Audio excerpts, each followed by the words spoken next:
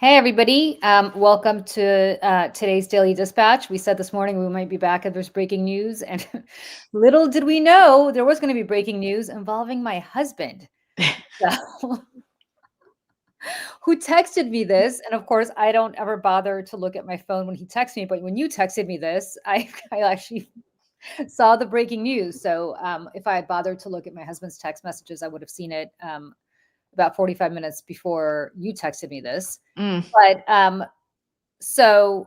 well, why don't we put up the New York Times headline and see what happened? Yeah, let's throw this up here. There we go. Headline for the New York Times says appeals court says Alina Habba is unlawful U.S. attorney. Alina Habba is not my husband, in case anybody's wondering. But the person who is my husband is the person who tried this case. Yep. And who had to drive all the way up to Williamsport, Pennsylvania over the summer, which is very far away from anywhere that we live.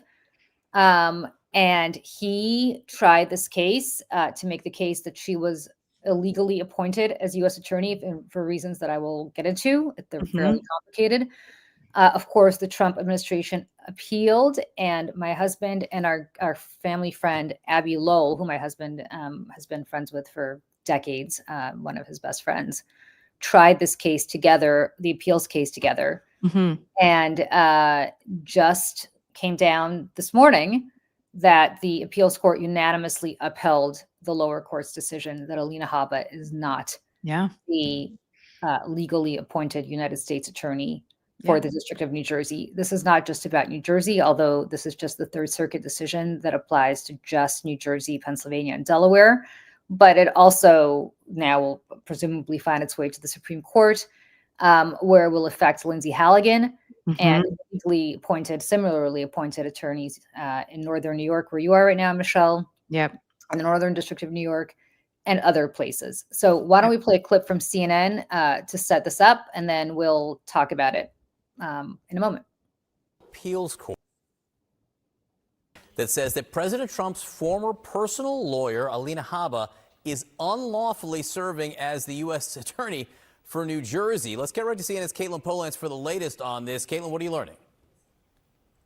John, the last few lines of this decision from all three judges on that panel in the Third Circuit Court of Appeals, it's pretty clear. Alina Habba is not the acting U.S. attorney for the District of New Jersey. The reason, they say, is the way that she came into that position. Now, she had been nominated by the Trump administration to be the U.S. attorney in New Jersey, but it went so long without Senate confirmation, more than 120 days as required by law. That's when Congress should be able to weigh in on a presidential nomination, that Alina Habba was then stepped back from that nomination and slid into the job through other appointments in the Justice Department. One of the things the government argued, the Justice Department, the Trump administration argued, was that the Attorney General should be able to give Alina Habba powers if she wants, as part of the Justice Department, to do this job as the U.S. Attorney in New Jersey. The federal court here, they say, no, that is not going to be how this works. You cannot just do that. It doesn't hamper the ability of the Justice Department in New Jersey to keep working. This is going to have implications, very likely, for other places where the Attorney General has tried to give powers to someone like Alina Habba, say maybe in the Eastern District of Virginia with Lindsay Halligan, although this ruling, it only applies to New Jersey and the surrounding states. It does mean, though, that this now could be something that goes to the Supreme Court, and we're very likely to see other appeals courts weigh in on this issue at some time as well. John? Wow. Yeah, I was right. So the predicate for this is that you can only have an acting U.S. attorney for 120 days without Senate confirmation. And Alina Habba was there not just for longer than 120 days, but that clock actually began to tick before her appointment, because there was another man who was appointed for 3 weeks prior to Trump appointing Alina Habba. And so that 120 days, presumably the clock began not with Habba's appointment, but with the appointment of, I think his name was John Giordano, who was the guy who was appointed originally for just a few weeks. And the reason for that is because otherwise you'd be able to circumvent the advice and consent of the United States Senate, which is what the law allows constitutionally. I mean, this is a constitutional provision. And Trump is trying to go around the appointment here. And Right. United States senators in New Jersey, Cory Booker and Andy Kim, said no way that they were Mhm. going to blue slip Alina Habba, which is the process by which the hometown senators can say they don't want the nomination to move forward. Now, could Chuck Grassley, the chair of the Senate Judiciary Committee, ignore the blue slip? He could, but I don't think he wants to, because if you start that process, Right. one day a Democratic judiciary chair might ignore your blue slip from Iowa. So, they didn't do Funny that. how that works. Yeah, that's not how it works. And so when Booker and Kim said no, I mean, her nomination was basically DOA, but Trump tried to keep her in anyway. What they did was, it's very interesting. There's one of two ways somebody can become U.S. attorney. Mhm. One is through Senate confirmation. The other is that the district court, federal judges of that district court can select you. Okay. And they did not select her. They selected her, her first assistant, a woman who was a career U.S. attorney, assistant U.S. attorney, a woman named Desi Grace. And the next day, Alina Habba fired Desi Grace from her job. Poor Desi Grace had nothing to do with any of this other than she just happened To be in that job, right? that job, and the judges just said, you're going to be the next U.S. attorney. Desi Grace was fired, and they put Alina Habba in as first assistant U.S. attorney, and to make her acting U.S. attorney, again, to try to circumvent that a different way. They have gone through a billion hoops to circumvent the advice and consent of the United States Senate. Right. And, this is kind of what they tried to do with Lindsay Halligan down in the Southern District, in the Eastern District of Virginia. Mhm. And in order to get Jim Comey and Letitia James indicted, Right. because nobody else would sign off on that indictment. No one wants to risk their entire legal career. You know what I mean? Or their license to even practice law, because I mean, that's what's going to happen at the end of all of this eventually. I mean, people like Lindsay Halligan, who had never seen the inside of a courtroom, Right. has risked whatever her legal career was going to be. And Alina Habba, I don't know, this is just somebody will write a book about this, I'm sure, at some point, but why Alina Habba continues to be trusted with, doing anything that requires a great legal mind. I mean, she botched most of Donald Trump's, legal matters leading up to the election. I mean, it's laughable. And for a woman who said that if she had to make a choice between if she wanted to be pretty or if she wanted to be smart, she said she would choose pretty. At least she has that. Look, she still has her looks, which is nice. Listen, yeah, but she's 41. Good for you, girl. She's 41. She's going to have that for a while, so good for her. But I will also say this, and this is the part that I think people don't get, and I know this because, again, my husband practices law, and a lot of it is in New Jersey. Right. That federal court has effectively been shut down. Because the judges ruled against her. She continues to be there. The lower court judge gave a stay, so she continues to be in that office. But, anybody she indicts or any cases that they bring, eventually they were worried that if this appeals court would rule the way it did, and the Supreme Court agrees with the appeals court, which who knows with the Supreme Court what's going to happen. But according to the law, it should. Because we still have a choice and consent. I just don't like. It seems like a weird hill for them to die on. Well, they've got a lot of other hills. Who knows? Yeah.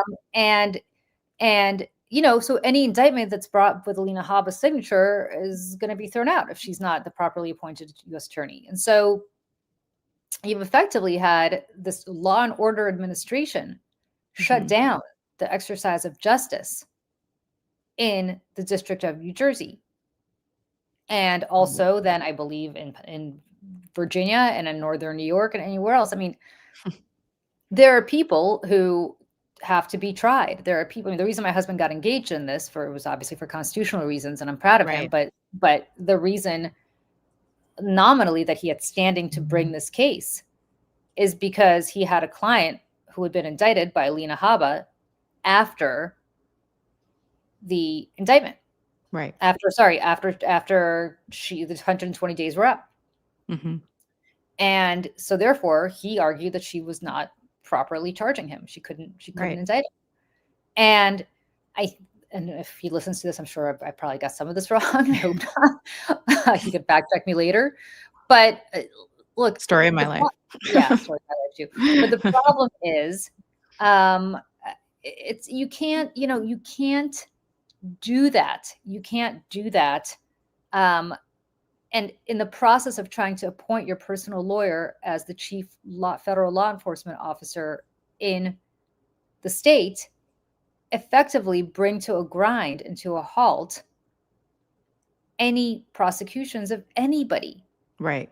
So Donald Trump's really concerned about what's happening in Venezuela. There are drug dealers who probably would be indicted in New Jersey today who are dropping fentanyl and coke and God knows what else. And listen, they don't care about the drugs. It's not even about the drugs, because if it was about the drugs, Donald Trump wouldn't be pardoning, other offenders. I mean, what's his name? The guy, what was it, Honduras or something like that? The guy with 500, whatever. I'm going to get it wrong.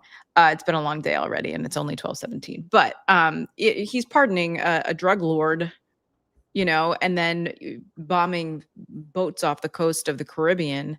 And so it's not about that. He doesn't care about crime. He cares about his crimes and who is going to be between him and accountability. And he needs people like Alina Habba in these places to serve as a useful idiot to protect him. He uses these dumbasses as human shields because, and this is how a lot of people like Donald Trump and mafia bosses, all these people, right? This is how they are able to hold on to power and they're able to function the way they do, is because they find people who are deeply unqualified to do the jobs that they're in. He appoints them or approves them in their roles. And they wouldn't be there otherwise. So they feel indebted to Donald Trump, and they will do everything they can to make him happy and to stay in their job that they know that they would never have because they are unqualified to do it.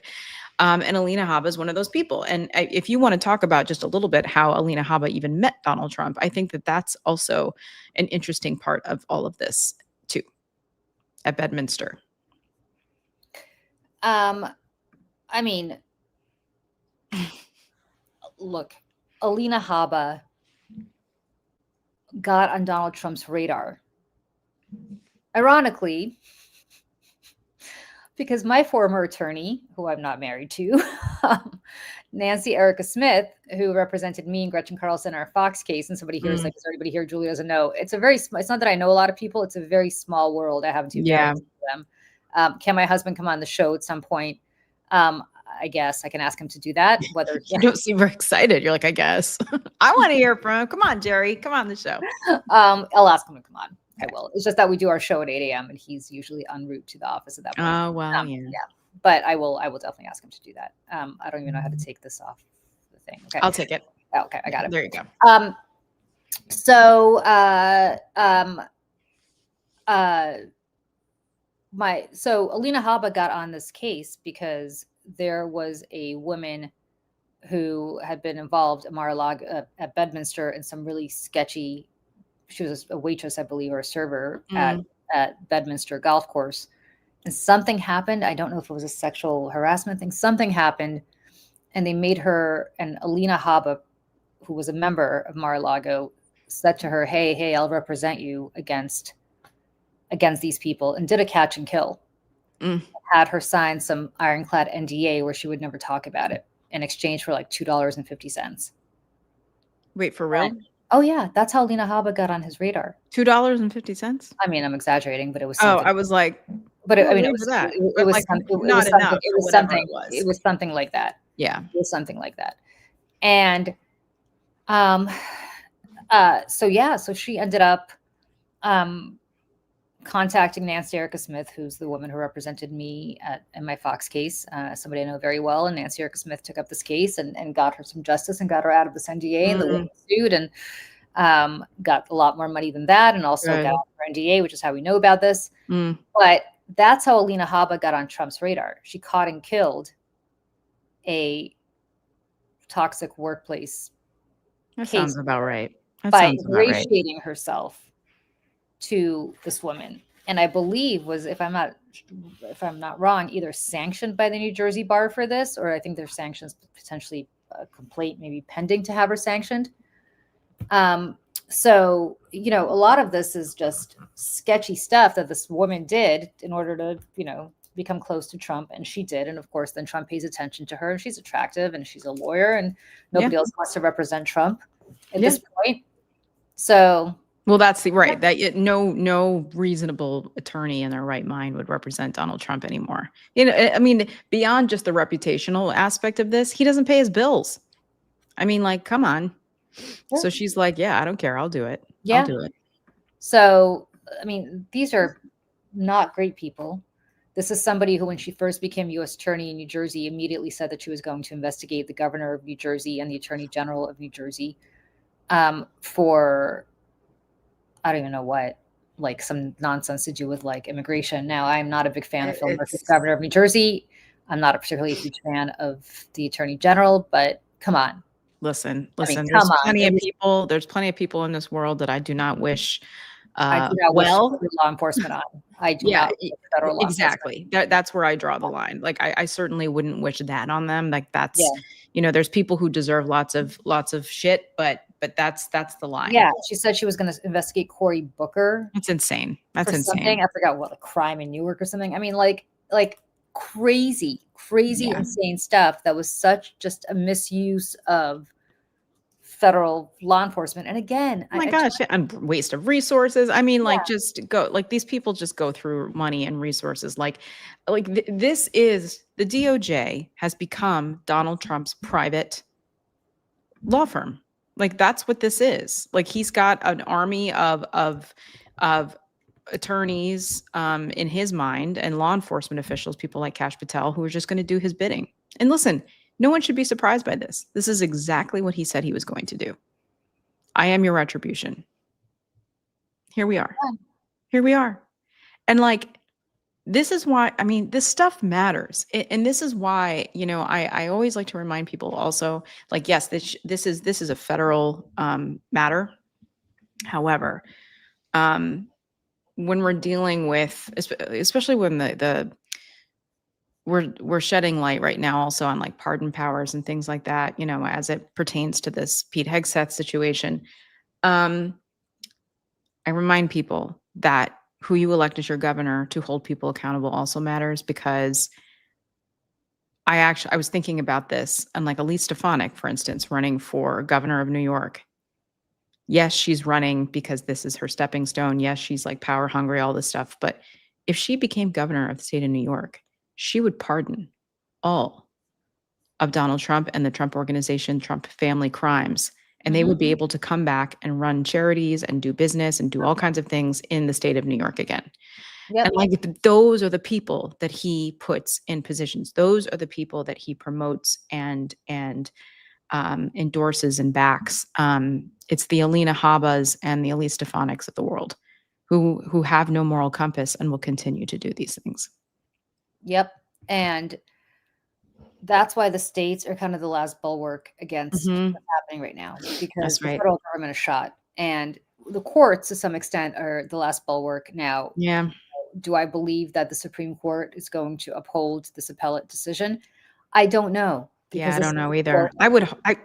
I just, like, of all the things I just don't know if it's worth it to them to do something like this. Like, I mean, what's the ROI?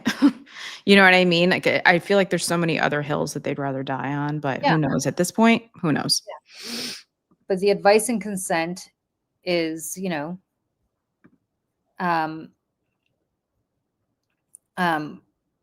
the advice and consent of the Senate is just something that is in the Constitution. I mean, it is constitutionally proscribed.